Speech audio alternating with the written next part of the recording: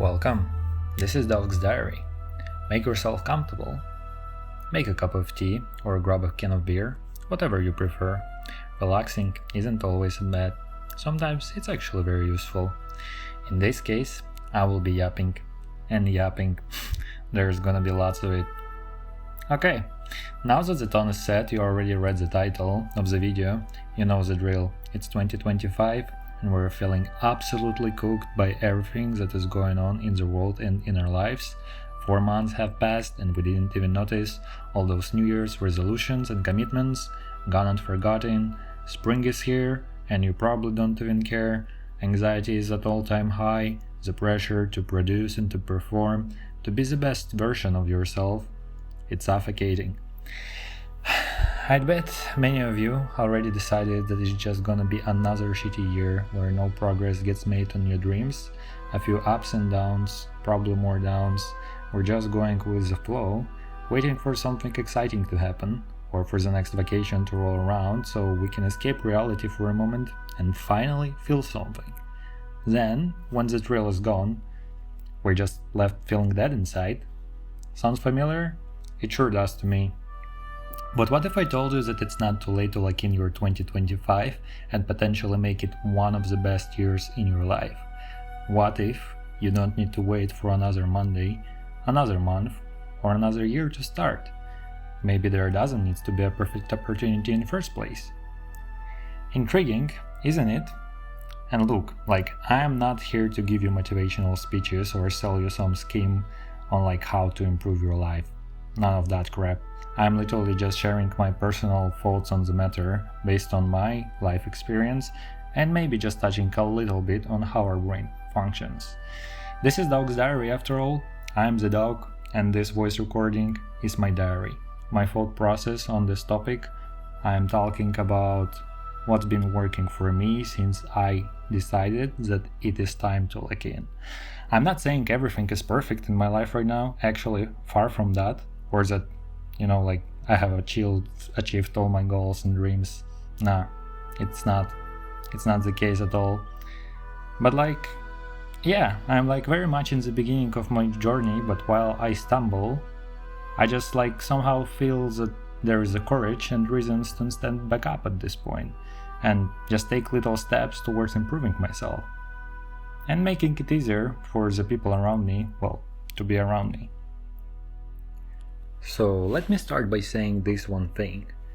I've learned that we're never really alone in our struggles, even when it feels like it. There are probably millions of other people who feel the same way you do, going through the same, or at least very similar stuff, experiencing the same range of emotions. That means that even though all of us are different, there's still a lot of shared human experience, which kind of applies to everyone. So maybe what I'm about to share will help you too, somehow. That's essentially my point for this video. For me, personally, it all started with one random question or a thought I had. How much longer will I keep myself miserable? Crazy question, right? But it made so much sense to me. I get that many of us are stuck in circumstances that limit us or make certain opportunities unviable. But this isn't about what we cannot control. This is about what we can, even if we don't give ourselves enough credit that we actually can do it. Here is a hard truth. Most of the time, those who feel miserable, we're doing this to ourselves. You can't tell me there isn't something you've wanted to do for a while, something you've dreamt of doing, and it is technically in your hands. Maybe it's building the skills or just committing to an action on something, but then the pressure creeps in.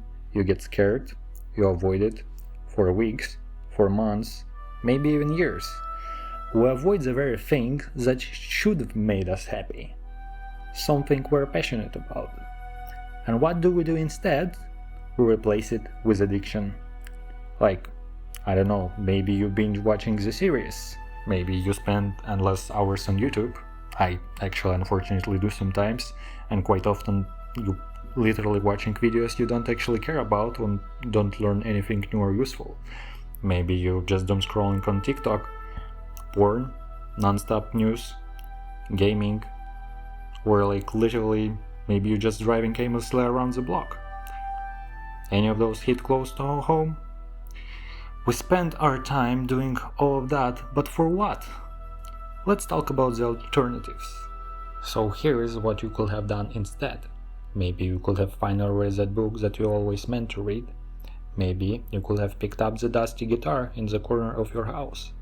Maybe you could have bought some furniture and made your space actually finally feel like home. Maybe you could have locked in your studies and finished the degrees that you abandoned a while ago. You could have hit the gym. You could have finally asked the person out, whether it's your friend or a crush. At least you won't just sit alone. Trust me, it's always worth to develop some relationship. You also could have cleaned up your closet and get rid of the old stuff you don't need anymore. You could have started a YouTube or a TikTok channel and just start sharing your creativity. You could have applied for the dream job or the exam you intended to do for a while and probably thought about this 1,000 times. I could go on and on and on. There's probably so many ideas that many of us thought that we should commit and do at some point, but then we just actually never do that. In the end, we still come back and regret any things that we would like to, we wanted to, but now it feels forgotten. But when we put this into perspective, how we spend our time and how little it gives us back, all the addiction, all the other things we do instead, it's crazy that we even think it is a fair trade-off. Like, it's not. I get that there is deep psychological processes at play, but simply put, we're doing this to ourselves. We made the decision, and now we feel stuck with it. Everything we wanted is left behind, buried under excuses or waiting for some imaginable perfect conditions, right? Those conditions, by the way, do not exist, just so that you are aware. Now, in most cases, the only thing holding us back is the fear. It's fear of the failure. Here's the thing. We live in a productivity-driven world. Everything has to make money. Everything you do should produce results immediately, the best quality, top performance, unique talents. That's what society wants. And let me tell you something else. Actually, I think you should remember this one. Not doing what you would love to do, is exactly what makes you feel empty. Because you are not doing this. This is what makes it feel harder to find your place in life. This is what makes you feel dead inside. Also think about your future self. I'm not talking right now about in terms of success or like your social status. We're talking about the regret. You can't tell me that you won't regret never trying something that you were always willing to do, just because you were afraid to fail. You will regret it, I already do, and I'm not even that old. This is the picture I'm drawing here. I am tired of being miserable. I've had enough. I am done. It's in my hands to commit and do the thing. Just literally, just like Nike says, just do it. Do the thing. I'm not gonna get laziness or the lies that would tell ourselves to take that from me. And no, this isn't just delusional self-confidence. This is not about success. This is about being happy. This is about making something out of your life. This is about making it worth it. I will never be happy by just consuming content all day long. I know it because I tried it. I will never be happy if I am just making excuses for why I am not doing what actually matters to me. Okay, so now I hope that I delivered the point. We got the theory down, right? Just don't be afraid. Stop caring what others think. Just do the thing, Carl. But how do we actually make it work? Because this is just a theory. We're just talking about mindsets. We're just talking about, oh yeah, I should commit. We probably already knew that, right? Okay, so practice. I've touched on this a little bit earlier, but let me emphasize it in a different way. When you try something new or you commit to something, do not start with any goals or expectations that you put on yourself. This will only scare you off. all those metrics, all the pressure, it will kill your confidence. It's cool to have structure later on, once you already know what you are doing and what for you doing this, right? But not in the beginning, not when you're just getting started on some things that you wanted to do and probably don't know how to do it properly yet. Remove all the standards of what people expect, what they think is the best, what you see on social media. Just do it for yourself. Do it for your soul. Just let yourself enjoy the process and exploring something new. And don't yap to everyone around that you're doing this. Please, just do the thing. Don't need to talk, don't need to put into other people the excitement. Just do it for yourself. Now, there's, I believe, is a different rule which practically maybe can help you, and it did already help me. This is called the 5-minute rule. This one is practical, and it sounds a little bit like just mind trick, but it does work. Let's say you've already started something, like you've done it once or twice, right? And now you have another day, you have another moment of free time, and you're thinking, oh, I probably should, just do the thing, whatever it is you're playing, right? But then you're just like, I'm not feeling it. Like maybe you feel tired, maybe you're just feeling lazy, maybe you feel distracted, maybe your brain just snaps out of it. It feels overwhelming, you freeze. Now what do? Here is the solution. Just commit 5 minutes for the process. Everyone has 5 minutes, you do, I do.